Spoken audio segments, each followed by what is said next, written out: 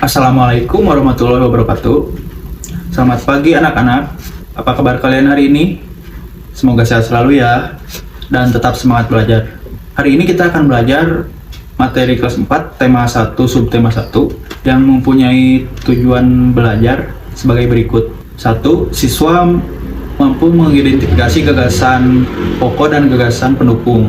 Lalu yang kedua, siswa mampu menjelaskan dan tahu cara menghasilkan bunyi dari berbagai jenis benda yang ada di sekitar. Lalu yang ketiga, siswa mampu menyebutkan keragaman budaya dari teman-teman sekelasnya. Nah, sebelum lanjut ke materi, mari kita berdoa dulu ya bersama-sama. Berdoa selesai, mari kita mulai pembelajarannya ya. Kalian tahu kan, Indonesia memiliki keberagaman budaya, mulai dari pakaian, alat musik, tarian adat, serta upacara. Nah, Pak Guru memiliki sebuah teks bacaan pawai budaya yang akan dibacakan hari ini oleh Bapak dan kalian semua ya. Simak baik-baik.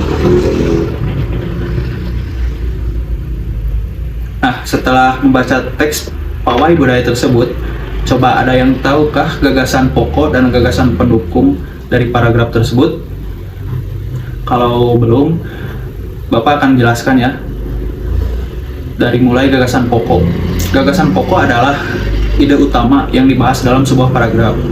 Dan gagasan pendukung adalah uraian atau tambahan informasi dari gagasan pokok. Sekarang, apakah ada yang tahu mana gagasan pokok dan gagasan pendukung di dalam teks tersebut? Anak-anak, biasanya gagasan pokok terletak di awal kalimat. Pada umumnya disebut kalimat deduktif. Jika terletak di akhir kalimat atau paragraf, biasanya terdapat kata hubung seperti jadi atau berdasarkan dan sebagainya. Itu disebut paragraf induktif. Nah, sekarang coba kalian simak peta negara Indonesia ya. Ini Bapak ada contoh peta Indonesia. Mulai dari Pulau Sumatera. Adakah pakaian adat yang bernama bundo, kaduang dari Sumbar? Jelas ada, karena itu merupakan pakaian adat orang-orang Pulau Sumatera. Kemudian Jawa Barat dan Jawa Tengah punya juga pakaian adatnya yang bernama kebaya. Lalu di Jawa Timur ada namanya pesaan. Pesaan itu pakaian budaya yang berasal dari Jawa Timur. Lalu maju ke Kalimantan Selatan, ada bagajah namanya pakaian itu. Itu bagajah, gamuling, baular, lulut. Itu berasal dari Kalimantan Selatan. Lanjut ke Mandar. Mandar adalah pakaian budaya dari Sulawesi Selatan. Lalu di ujung ada Papua. Papua memiliki pakaian adat yang bernama koteka. Nah, selain pakaian, ada juga musik tradisional di berbagai pulau di Indonesia. Pertama ada angklung. Angklung berasal dari, ada yang tahu? Angklung berasal dari Jawa Barat. Lalu ada dari Jawa Tengah. Coba ada yang tahu anak-anak? Jawa Tengah punya alat musik tradisional yang bernama gamelan. Gamelan adalah alat musik yang berasal dari Jawa Tengah. Lalu di Maluku, apakah ada yang tahu Maluku? Maluku ada tipa ya, tipa dari Maluku. Lalu Jawa Timur. Jawa Timur memiliki alat musik yang bernama kendang.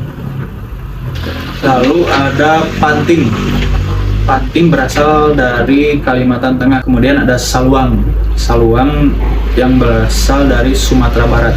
Nah, setelah belajar keragaman budaya, kalian tanya teman sekelas kalian budaya yang ada di lingkungan sekitarnya.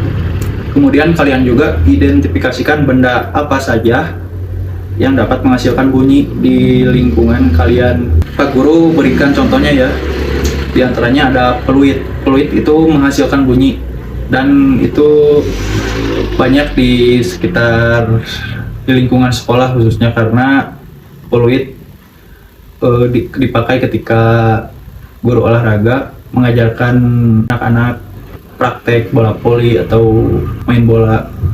Itu peluit, bisa ya, contohnya peluit. Lalu bisa juga botol plastik yang diisi kelereng, itu bisa menghasilkan bunyi dengan cara di kelereng dimasukkan ke botol lalu digoyang-goyang. Nah, itu akan menimbulkan suara. Nah, anak-anak, demikian materi hari ini, semoga bermanfaat bagi kalian. Terima kasih. Assalamualaikum warahmatullahi wabarakatuh.